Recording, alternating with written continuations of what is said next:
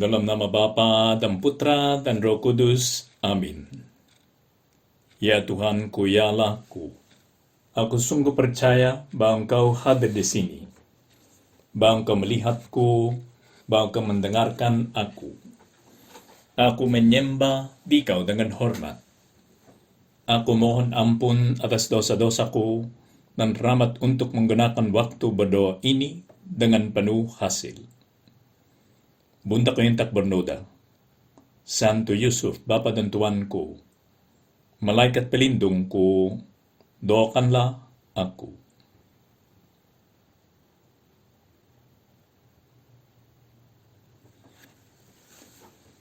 Pada hari itu juga, dua orang murid-murid Yesus pergi ke sebuah kampung bernama Emmaus, yang terletak kira-kira 7 mil jauhnya dari Yerusalem. Dan mereka bercakap-cakap tentang segala sesuatu yang telah terjadi. Dua murid itu sudah putus asa. Kesedihannya agak dalam, sehingga walaupun Maria Magdalena telah datang dari kubur Yesus untuk memberitahu murid-muridnya bahwa Yesus telah bangkit, kedua murid itu tidak percaya dan tetap pergi untuk menyelamatkan diri dengan melarikan diri ke Emmaus. Ya, karena mereka berpikir, ya, Tuhan Yesus Kristus itu dibunuh oleh orang-orang Romawi. Nah, bagaimana kita, kan? Kita akan dilihat sebagai orang bersalah juga, dan bisa saja disalibkan juga dan mati. Mereka sedih karena harapan mereka atas kembalinya kejayaan Israel hilang bersama kematian Yesus. Mereka takut saat sama sedih.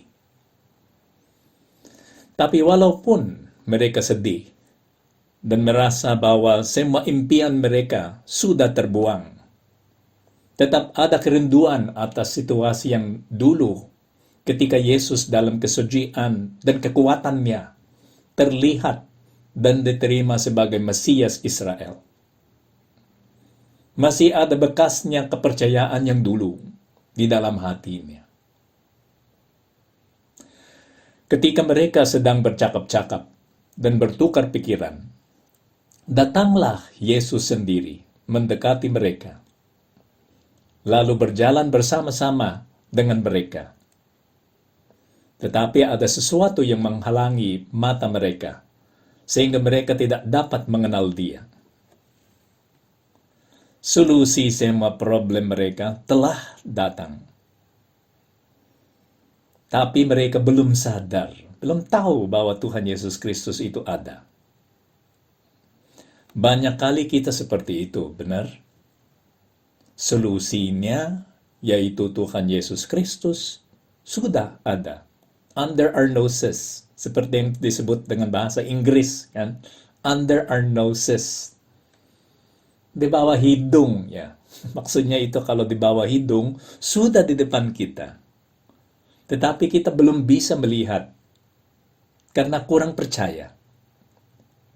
Yang tidak ada adalah iman, atau iman ada tapi sangat berkurang. Sehingga kita tidak bisa melihat Tuhan Yesus Kristus. Mungkin itu yang terjadi kepada keduanya. Imannya itu menurun, dan saat sama Tuhan Yesus Kristus juga tidak mau menunjukkan diri kepada mereka. Karena Tuhan itu adalah guru yang bagus, sehingga cara bagaimana bisa menyampaikan satu ajaran yang terbagus, ya. Caranya yang terbagus, yang paling efektif. Yesus berkata kepada mereka, "Apakah yang kamu percakapkan sementara kamu berjalan?" Maka berhentilah mereka dengan muka muram. Seorang dari mereka, namanya Kleopas, menjawabnya, "Adakah engkau satu-satunya orang asing di Yerusalem yang tidak tahu apa yang terjadi di situ pada hari-hari belakangan ini?" Mereka kagum, ya. Apakah ada orang yang dah tahu apa yang terjadi. Banyak orang yang berteriak-teriak waktu Tuhan Yesus Kristus itu diselibkan. Dan banyak yang mengikuti acara itu. Dan orang ini dah tahu sama sekali. Tuhan Yesus Kristus berpura-pura tidak tahu, supaya mereka lah yang menceritakan semuanya itu kepada dia. Tuhan Yesus Kristus sudah tahu, tapi minta diceritakan itu kepada dia. Ada beberapa orang yang tanya, Romo, jika Tuhan sudah tahu apa yang kita perlu, dan sudah tahu apa yang dia sanggup menganugerahkan kepada kita, untuk apa doanya? Apakah kita masih harus meminta itu? Ya, pikiran seperti ini yang membuat beberapa orang mengatakan, oh jangan meminta dari Tuhan ya. Dia sudah tahu, maka meminta itu dari dia adalah seperti menghina dia. Kita harus percaya aja, jangan meminta. Itu saya pernah dengar dari beberapa orang. Romo, ada temanku itu mengatakan jangan meminta, karena Tuhan sudah tahu. Itu meminta itu seperti menghina dia. Loh, lihatlah apa yang dilaksanakan oleh Tuhan Yesus Kristus dengan dua murid itu.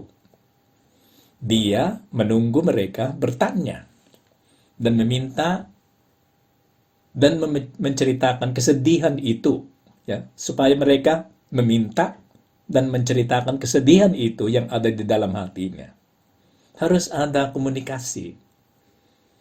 Tuhan itu selalu mencari itu, dialog bersama orang-orang yang mencintai dia dan orang-orang yang dia mencintai. Nah, pasti Tuhan sudah tahu bahwa mereka sedih, dua murid itu kan. Tapi dia tetap menunggu sampai mereka menceritakannya. Dia menunggu itu. Katanya kepada mereka, apakah itu? Jawab mereka, apa yang terjadi dengan Yesus orang Nazaret? Dia adalah seorang nabi yang berkuasa dalam pekerjaan dan perkataan di hadapan Allah dan di depan seluruh bangsa kami.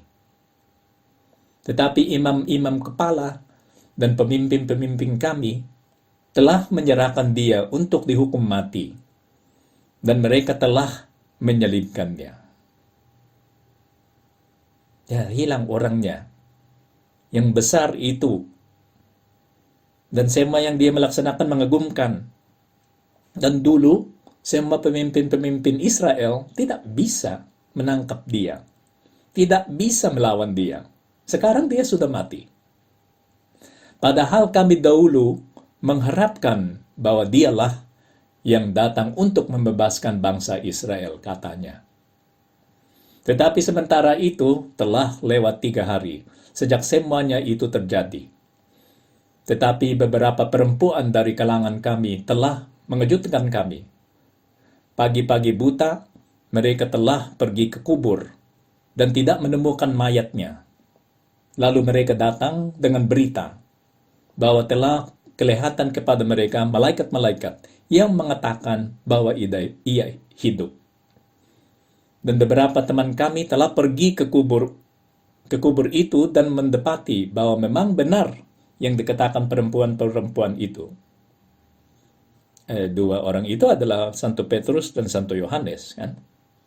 Tetapi dia, Tuhan Yesus Kristus, dengan siapa mereka berbicara saat itu, kan? Tidak mereka lihat. Oke, mereka menceritakan apa yang terjadi kepada Yesus Kristus yang sudah ada di depan mereka dengan siapa mereka berbicara. Kan? Lucu. Habis menceritakannya semua ini, baru Tuhan kasih solusi. Benar? Nah, itu yang terjadi kepada kita juga. Supaya apa yang kita minta dari Tuhan bisa diberikan kepada kita, kita harus minta, kita harus berdoa. Kita harus memulai dialog sama Tuhan. Karena ya Tuhan sudah tahu semuanya, tapi kita ciptaannya yang bebas. Ciptaan yang bisa mengetahui dan menginginkan sesuatu. Kita punya akal budi dan kehendak. Dan kita adalah persona, kepribadian yang adalah citra Allah, kan? Yang juga 3 kepribadian. Dan semua kepribadian itu berelasi. Nah, ada komunikasinya. Ini yang dicari oleh Tuhan. Dan ini kita tidak berdoa, kan? Tidak minta dari Tuhan apa yang kita perlu. Oke, tidak perlu minta terus, kan? Itu mungkin itu yang harus dikatakan oleh orang-orang itu. Jangan minta terus aja. Kadang-kadang kita harus berbicara sama Tuhan. Kadang-kadang kita harus berbicara sama Dia seperti teman. Seperti 2 orang yang saling mencintai. Itu juga harus dilaksanakan. Maka ada doa, permintaan, dan ada doa juga yang percakapan antara 2 teman. Antara 2 orang yang saling mencintai. Lalu ia berkata kepada mereka, supaya pikirannya itu terbuka. Supaya rahmat yang sudah disiapkan oleh Tuhan bisa masuk di dalam hatinya. Hai kamu orang bodoh, betapa lambannya hatimu. Sehingga kamu tidak percaya segala sesuatu yang telah dikatakan para nabi. Bukankah Mesias harus menderita semuanya itu untuk masuk ke dalam kemuliaannya? Itu pernah dikatakan oleh para nabi. Kenapa kita terkejut? Kenapa kita tidak bisa mengerti? Sudah diremalkan, kan? Itu di dalam nubuatnya. Dan terjadi, kita harus senang karena terjadi apa yang pernah dikatakan oleh para nabi itu. Maksudnya apa yang kita percaya itu benar. Apa yang kita belajar dari perjanjian lama itu benar. Karena benar-benar terjadi. Ya, itu hubungannya antara perjanjian lama dan perjanjian baru. Antara agamanya orang Yahudi dan agamanya orang Katolik Kristen. Benar? Ada hubungan erat. Oleh karena itu, Yohanes Paulus kedua memanggil atau menamakan orang-orang Yahudi itu sebagai kakak kita di dalam kepercayaan, di dalam iman, kan? Karena memang mereka yang percaya lebih dahulu, hanya mereka tidak percaya kepada Tuhan Yesus Kristus. Karena mereka belum mengerti bahwa semua yang disebut di dalam perjanjian lama terjadi, menjadi nyata di dalam kehidupannya Tuhan Yesus Kristus. Hai kamu orang bodoh, betapa lambannya hatimu, sehingga kamu tidak percaya segala sesuatu yang telah dikatakan para nabi. Bukankah Mesias harus menderita semua itu untuk masuk ke dalam kemuliaannya? Lalu ia menjelaskan kepada mereka apa yang tertulis tentang Dia dalam seluruh kitab suci, mulai dari kitab-kitab Musa dan segala kitab nabi-nabi. Percakapan itu bersama Tuhan Yesus Kristus bagaikan doa yang melegakan dan manis. Tiba-tiba semuanya menjadi jelas dan positif. Yang dulu gelap menjadi terang. Yang dulu menyedihkan, sekarang membahagiakan. Yang dulu kita tidak mengerti, sekarang kita sudah mengerti. Hebat sekali, kan? Seperti doa yang enak dan manis, yang kita berharap tidak akan berhenti. Itu yang terjadi kepada 2 murid itu. Doa yang enak dan manis, yang kita berharap tidak akan berhenti. Percakapan ini mau dilanjutkan oleh 2 murid itu, kan? Mereka tidak mau itu berhenti. Maka waktu mereka mendekati kampung yang mereka tuju, maksudnya sudah selesai perjalanannya. Maka sudah datang waktu ketika Tuhan Yesus Kristus itu pamit. Orang itu yang mereka kenal di jalan, yang ceritanya itu menyenangkan, dia sudah mau pamit. Lalu ia berbuat seolah-olah hendak meneruskan perjalanannya. Tetapi kedua murid itu sangat mendesaknya, katanya, tinggallah bersama-sama dengan kami.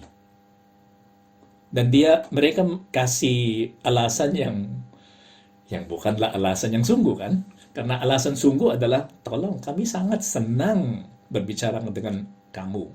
Tolong tinggallah bersama-sama kami. Itu bukan soal. Sebab hari telah menjelang malam dan matahari hampir terbenam.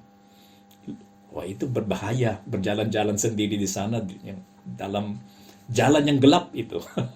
Katanya kedua murid itu kepada Tuhan Yesus Kristus. Tapi yang sungguh adalah hatinya itu berkobar.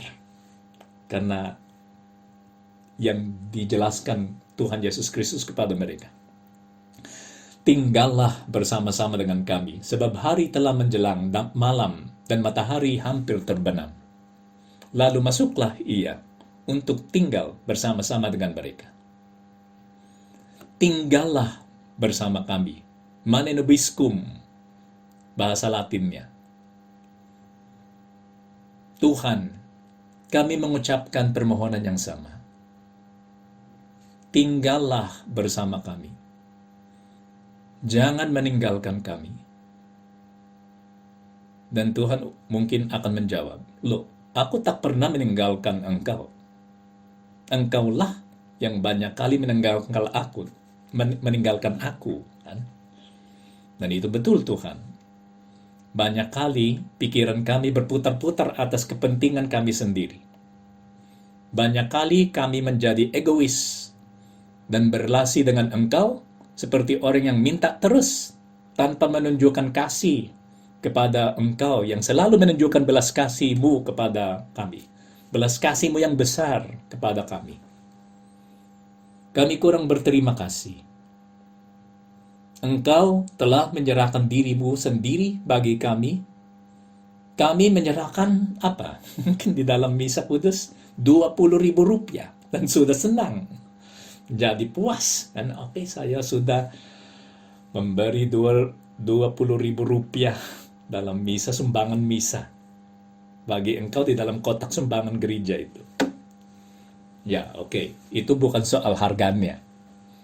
Jika 20 rupiah itu memang sangat diperlukan oleh kita, maka memberikan kepada gereja itu 20.000 rupiah memang tanda cinta. Kan? Karena itu pengorbanan kecil. Ya.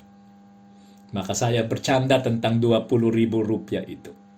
Tapi yang serius adalah kita harus menyerahkan diri kepada Tuhan. Bukan yang 20.000 rupiahnya. Melainkan diri kita. Apakah kita sudah melakukan itu? Menyerahkan diri kepada Tuhan. Waktu ia duduk makan dengan mereka, ia mengambil roti, mengucap berkat, lalu memecah-mecahkannya dan memberikannya kepada mereka. Ketika itu, terbukalah mata mereka dan mereka pun mengenal dia. Tetapi ia lenyap dari tengah-tengah mereka. Kata mereka seorang kepada yang lain, bukankah hati kita berkobar-kobar ketika ia berbicara dengan kita di tengah jalan, dan ketika ia menerangkan kitab suci kepada kita? Berapa kali kita telah mengenal Yesus dalam misa kudus, khusus pada waktu konsekrasi. Sudah berapa kali kita melihat Tuhan Yesus Kristus di dalam misa kudus? Itulah yang terjadi kepada kedua murid itu. Tiba-tiba waktu Yesus memecahkan roti, mereka melihat bukan seorang yang mereka baru kenal, melainkan Yesus yang mereka sudah lama mengenal, mencintai dan mencari. Saya selalu berimajinasi bahwa saat Yesus dikenali oleh kedua murid itu, waktu dia memecahkan roti, dia tersenyum dan hilang. Bagaikan bermain lelucon kepada mereka, kan? Dan mereka merasa lucu dan berkenan. Aduh, itu Yesus. Ya lucu, kan? Nanti di Danau Genesaret, sesuatu yang sama akan terjadi kepada Petrus. Yesus sudah ada di pantai, dan para muridnya belum tahu bahwa itu adalah Yesus Kristus. Yesus melakukan mukjizat yang sama dengan mukjizat yang dia melaksanakan waktu dia memanggil mereka sebagai rasul. Dan dia dikenali oleh murid-muridnya, baru dikenal karena mukjizatnya. Lalu Yohanes berteriak, orang itu adalah Tuhan, katanya. Loh, itu Tuhan, katanya kepada Petrus. Petrus segera terjun ke dalam air dan berenang ke pantai. Cinta mendorong dia untuk ke sana, untuk langsung ketemu Yesus Kristus. Cinta yang mendorong kita untuk segera ketemu dengan orang tercinta. Nah, bagaimana reaksinya dua murid itu di Emmaus? Lalu katanya Injil, bangunlah mereka dan terus kembali ke Yerusalem. Tidak nginap. Ya sudah. Gelap atau terang kami akan berjalan ke Yerusalem. Itu yang pikirannya seperti itu karena mereka berpikir, aduh itu Yesus ya. memang dia hidup kan. Perempuan-perempuan itu benar. Tuhan Yesus Kristus itu telah bangkit. Lalu bangunlah mereka dan terus kembali ke Yerusalem. Di situ mereka mendapati ke-11 murid itu. Mereka sedang berkumpul bersama-sama dengan teman-teman mereka. Kata mereka itu, sesungguhnya Tuhan telah bangkit dan telah menampakkan diri kepada Simon, katanya murid-murid itu. Kepada dua murid itu yang baru datang dari Emmaus. Lalu kedua orang itu pun menceritakan apa yang terjadi di tengah jalan dan bagaimana mereka mengenal dia pada waktu ia memecah-mecahkan roti. Mereka kembali karena hatinya berkobar-kobar. Dan apa itu yang membuat hati mereka berkobar-kobar? Lihatlah apa yang terjadi di dalam peristiwa ini. Ada dua bagian.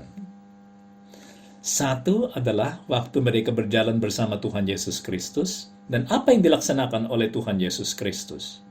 Dia menjelaskan kepada mereka yang ditulis di dalam Perjanjian Lama. Dan bagaimana apa yang tertulis di dalam Perjanjian Lama terjadi di dalam kehidupannya Tuhan Yesus Kristus, termasuk penyalibannya dan kebangkitannya. Itu penjelasan kitab. Dan apa yang terjadi yang kedua di dalam tempat penginapan itu, dia memecahkan roti dan hilang. Oke, ada bagian di mana mereka melihat apa yang tertulis di dalam Alkitab, dan bagian kedua adalah perpecahan roti. Apa itu? Itu Misa Kudus. Benar. Penjelasan kitab suci diikuti oleh perpecahan roti. Misa Kudus. Apa yang membuat hati mereka berkobar-kobar? Misa Kudus. Nah, kita harus menanyakan diri, sudah berapa kali hati kita itu berkobar-kobar waktu kita mengikuti Misa Kudus? Sudah berapa kali? Semoga setiap kali. Semoga setiap kali kita mengikuti misa, hati kita itu berkobar-kobar. Di dalam katekesinya tentang Misa Kudus, Bapak Paus Fransiskus menekankan bahwa semua orang yang bertugas membaca dalam Misa Kudus harus melaksanakan tugasnya dengan baik, supaya umat terbawa pikiran dan hatinya kepada Yesus yang ada di dalam bacaan-bacaan itu. Dan Bapak Paus Fransiskus meminta kita memperhatikan dengan seksama mukjizat yang terjadi di atas altar, yaitu transubstansiasi, di mana roti dan anggur menjadi tubuh dan darahnya Tuhan Yesus Kristus. Itu bukan sekadar mengingat penyalibannya Tuhan Yesus Kristus, melainkan sungguh membawa kita ke waktu itu. Secara mistis ya, kita terbawa ke waktu itu ketika Yesus mengorbankan diri di atas kayu salib karena cinta bagi kita. Itu yang muncul di hadapan kita dalam Misa Kudus. Ada seorang yang namanya itu Donald Calloway, orang Amerika, yang disebut Santo Agustinus dari zaman ini. Kenapa? Karena kehidupannya itu buruk.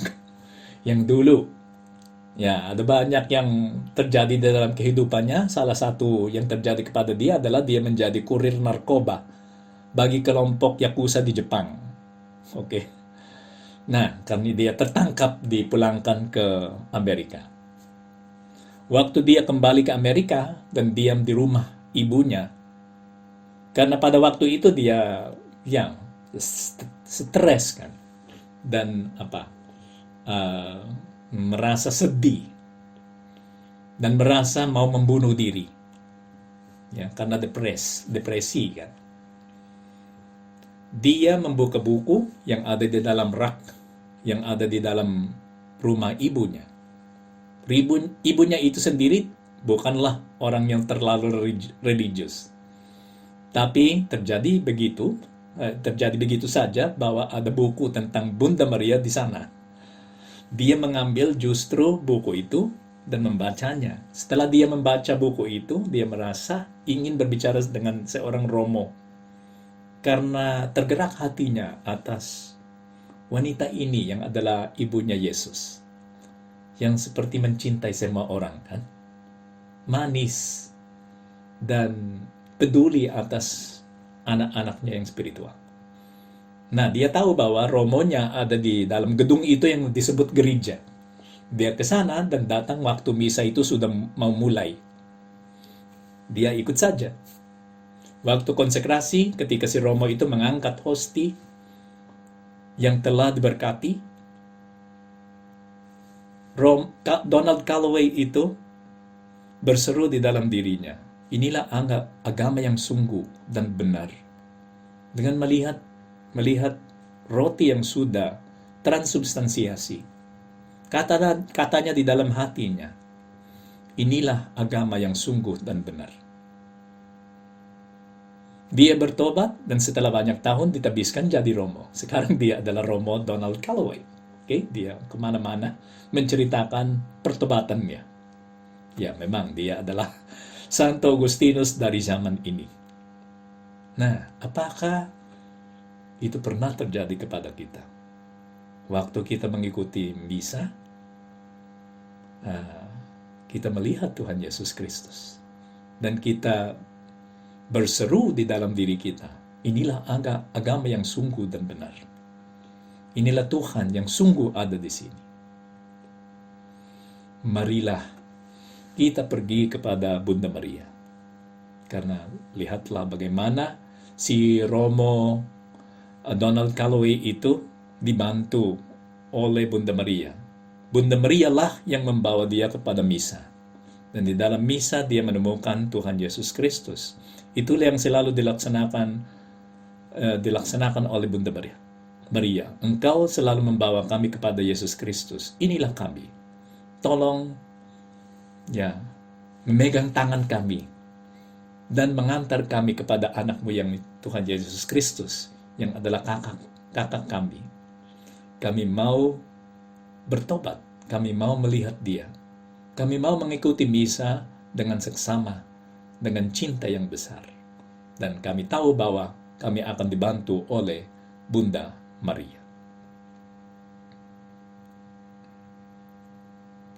Aku bersyukur kepadamu ya Allahku atas segala resolusi yang baik, kasih dan inspirasi yang telah Engkau curahkan kepada aku dalam renungan ini. Aku mohon pertolonganmu untuk melaksanakannya. Bunda Kaintak Bernoda, Santo Yusuf, Bapa dan Tuanku, Malaikat pelindungku, doakanlah aku.